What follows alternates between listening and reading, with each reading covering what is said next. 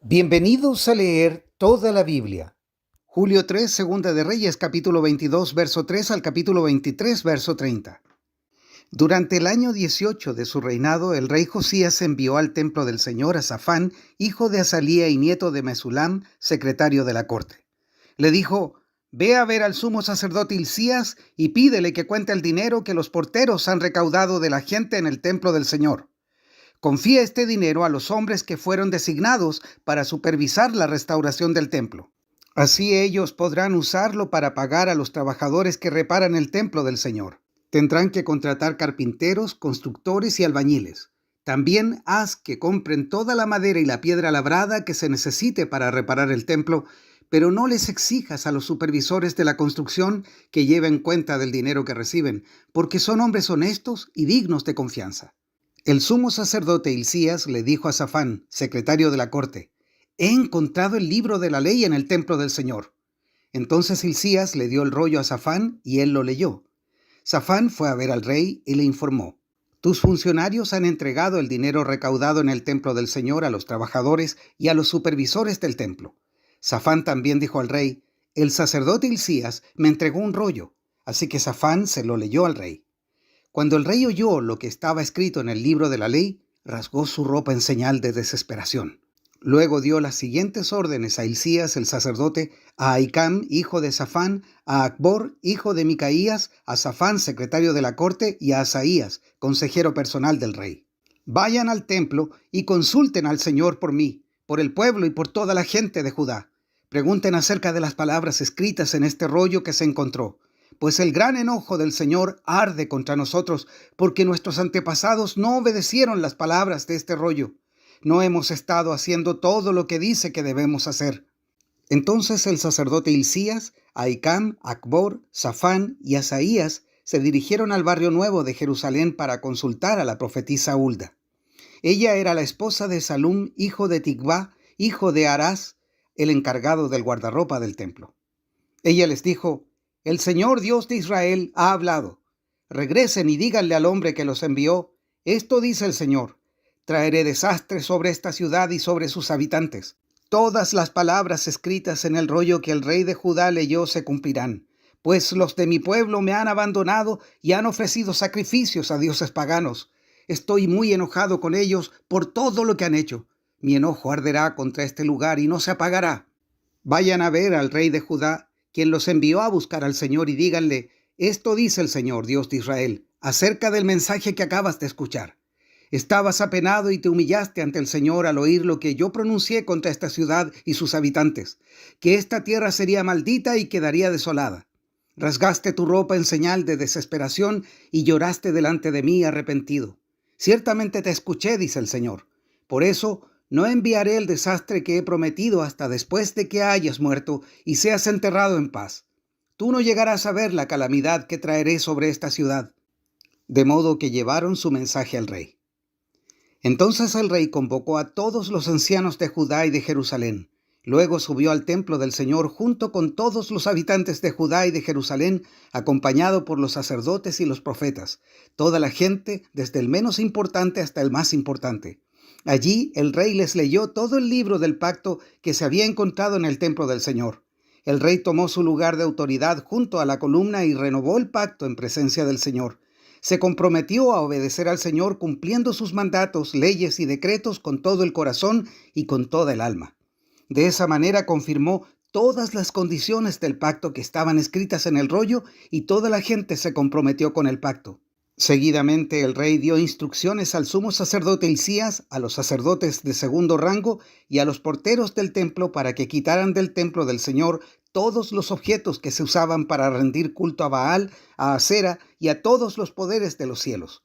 El rey hizo quemar todas estas cosas fuera de Jerusalén, en las terrazas del valle de Cedrón, y llevó las cenizas a Betel. Eliminó a los sacerdotes idólatras que habían sido nombrados por los reyes anteriores de Judá, porque ofrecían sacrificios en los santuarios paganos por todo el territorio de Judá y hasta en los alrededores de Jerusalén. También ofrecían sacrificios a Baal, al sol, a la luna, a las constelaciones y a todos los poderes de los cielos. El rey quitó del templo del Señor el poste dedicado a la diosa Acera y lo llevó fuera de Jerusalén al valle de Cedrón, donde lo quemó. Luego molió las cenizas del poste hasta hacerlas polvo y tiró el polvo sobre las tumbas de la gente. También derribó las habitaciones de los prostitutos y las prostitutas de los santuarios paganos ubicados dentro del templo del Señor, donde las mujeres tejían mantos para el poste dedicado a la diosa Acera.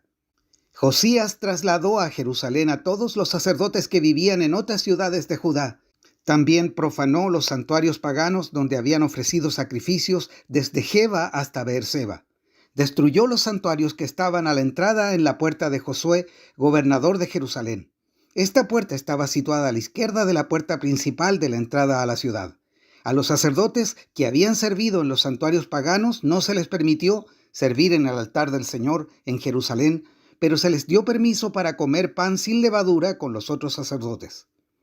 Después el rey profanó el altar de Tofet en el valle de Ben-Hinnom, a fin de que nunca más nadie lo usara para sacrificar a un hijo o una hija en el fuego como ofrenda a Moloc.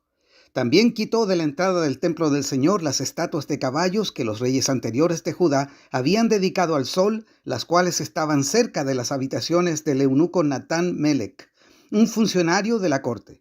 El rey también quemó los carros de guerra dedicados al sol. Josías derribó los altares que los reyes de Judá habían construido en la azotea del palacio sobre la habitación de Acaz en el piso de arriba. El rey destruyó los altares que Manasés había construido en los dos atrios del templo del Señor. Los hizo añicos y esparció los pedazos en el valle de Cedrón. El rey también profanó los santuarios paganos que estaban al oriente de Jerusalén y al sur del monte de la corrupción, donde el rey Salomón de Israel había construido santuarios para Astoret, la diosa detestable de los sidonios, para Quemos, el dios detestable de los moabitas, y para Moloc, el repugnante dios de los amonitas. Destrozó las columnas sagradas, derribó los postes dedicados a la diosa Acera, luego profanó estos lugares al esparcir huesos humanos sobre ellos. El rey también derribó el altar que estaba en Betel, el santuario pagano que Jeroboam, hijo de Nabat, había levantado cuando hizo pecar a Israel. Quemó el santuario y lo molió hasta convertirlo en cenizas, y quemó el poste dedicado a la diosa Acera. Luego Josías se dio vuelta y notó que había varias tumbas en la ladera de la colina. Ordenó que sacaran los huesos y los quemó sobre el altar de Betel para profanarlo. Todo sucedió tal como lo había anunciado el Señor por medio del hombre de Dios cuando Jeroboam se paró junto al altar durante el festival. Después Josías se dio vuelta y miró hacia arriba, a la tumba del hombre de Dios que había predicho estas cosas. «¿Qué es ese monumento que está allí?», preguntó Josías.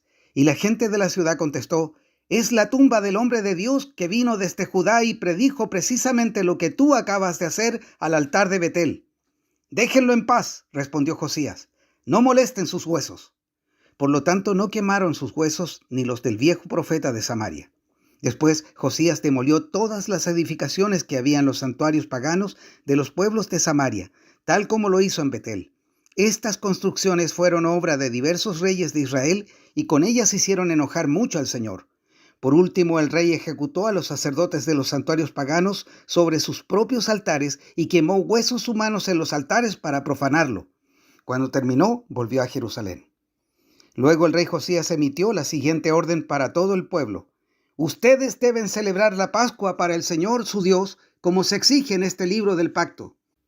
No se había celebrado una Pascua igual desde la época en que los jueces gobernaban en Israel, ni durante todos los años de los reyes de Israel y de Judá. La Pascua se celebró en Jerusalén en honor al Señor en el año 18 del reinado de Josías. Josías también se deshizo de los médiums y los videntes, de los dioses familiares, de los ídolos y de todas las demás prácticas detestables, tanto en Jerusalén como por toda la tierra de Judá. Lo hizo en obediencia a las leyes escritas en el rollo que el sacerdote Hilcías había encontrado en el templo del Señor. Nunca antes hubo un rey como Josías que se volviera al Señor con todo su corazón, con toda su alma y con todas sus fuerzas, obedeciendo todas las leyes de Moisés. Desde entonces nunca más hubo un rey como él. Aún así, el Señor estaba muy enojado con Judá debido a todas las perversidades que Manasés había hecho para provocarlo. Pues el Señor dijo: «También expulsaré a Judá de mi presencia, así como expulsé a Israel, y rechazaré a Jerusalén, mi ciudad escogida, y al templo donde debía honrarse mi nombre. Los demás acontecimientos del reinado de Josías y todos sus logros están registrados en el libro de la historia de los reyes de Judá. Durante el reinado de Josías, el faraón Necao, rey de Egipto, fue al río Éufrates para ayudar al rey de Asiria.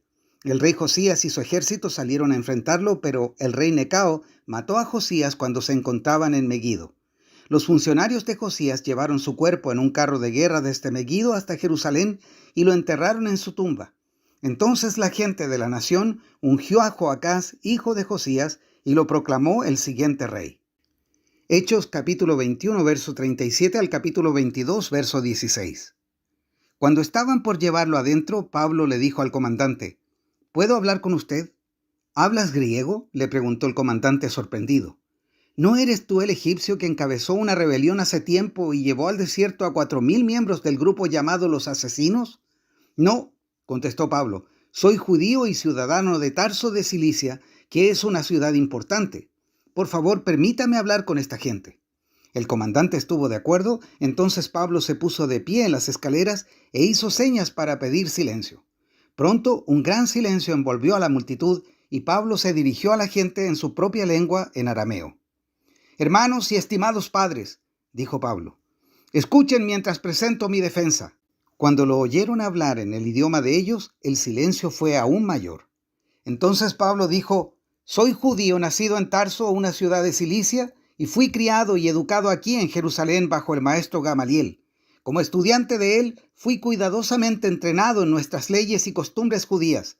Llegué a tener un gran celo por honrar a Dios en todo lo que hacía, tal como todos ustedes hoy. Perseguí a los seguidores del camino, acosando a algunos hasta la muerte, y arresté tanto a hombres como a mujeres para arrojarlos en la cárcel.